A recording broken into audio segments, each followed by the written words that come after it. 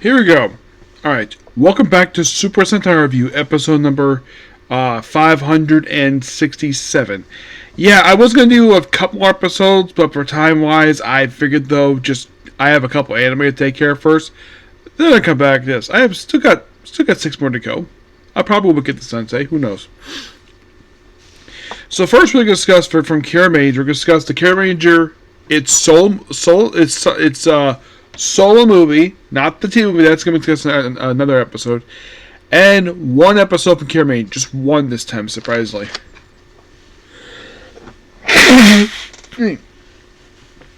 So, in the case of the movie itself,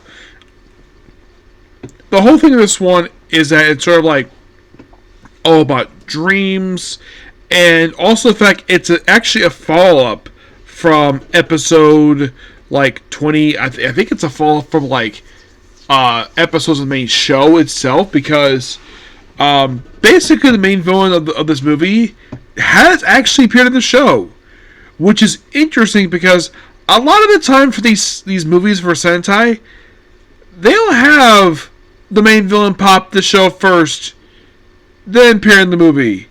That's usually an anime trope, not Sentai. Yeah, she appears in a flashback episode 28. Yeah, it's the same character. And by the way, her actress is married to a manga artist. Yes. So the whole thing is like, put people into dreams. And apparently the dreamer is actually Garza. I don't think like Dreamer and the hobby of people's dreams.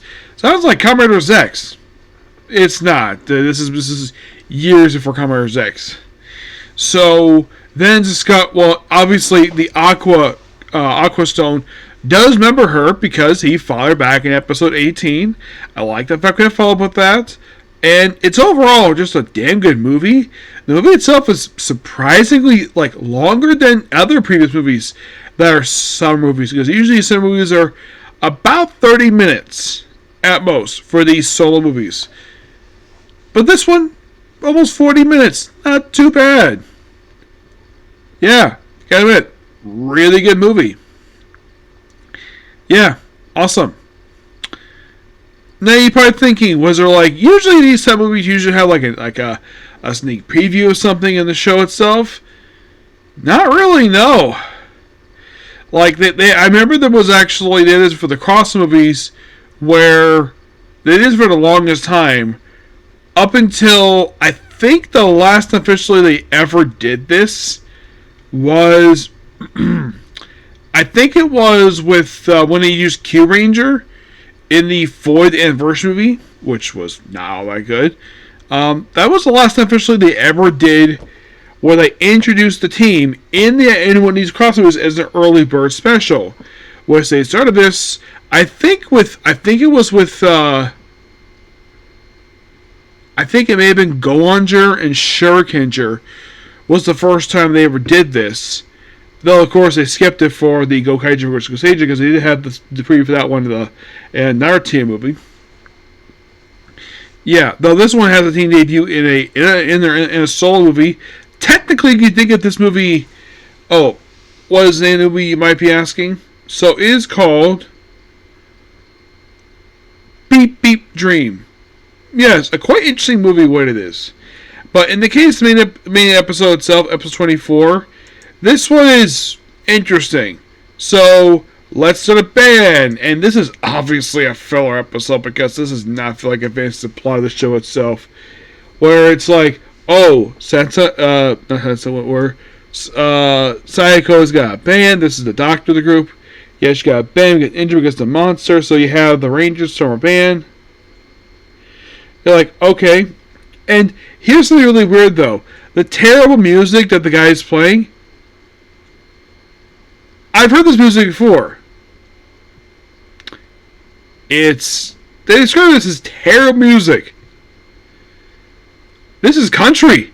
Yes, freaking country music.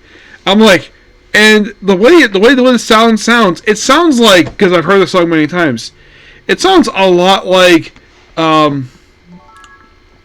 if you gotta play in Texas, gotta fiddle in the band. That's what the beat sounds like.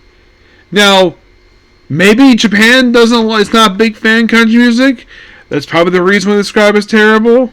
But I'm like, really? It just was playable. I think the violin was not played very well, but the describing country music is bad? Really? Maybe because it's American music, American time music. That's probably the reason why. But it's an okay episode. Though the whole noise pollution is kind of dumb. But it is so obviously a filler episode because nothing really new. Oh, the only kind of news introduced here is that the train becomes a. Well, it becomes a.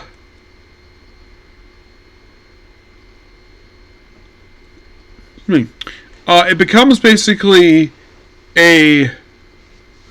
How should I put this? It becomes basically like a weapon for our Rangers. Yeah, I'm like, okay, interesting.